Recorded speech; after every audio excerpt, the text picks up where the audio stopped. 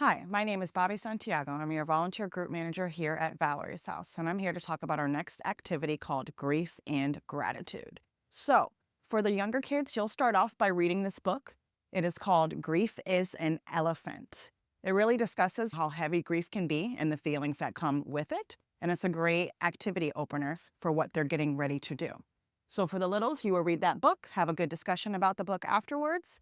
But for your middle schoolers, teenagers, and then maybe even your caregivers, we're going to have a fun icebreaker. And it's basically going to be a true or false game. So you guys are going to have some statements. So maybe grief goes away. That'll be a topic. And then you'll ask the kids to write true or false. And then you'll ask them to reveal. And you'll see some people have true, some people have false. And then you'll have a discussion about that and really talk about, well, is it? Do we live with our grief forever? Does it go away? And things like that.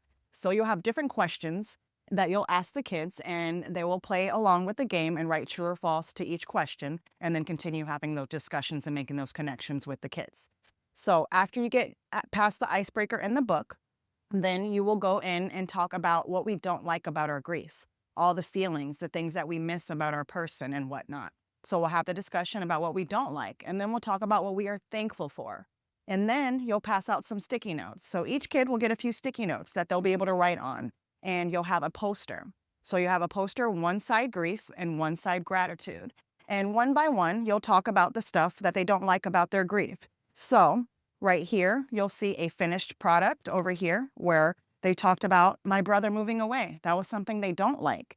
Or being 17, baseball season. Maybe baseball season was their favorite part of the year that they spent with their dad, and now they don't like it because their dad's not here anymore.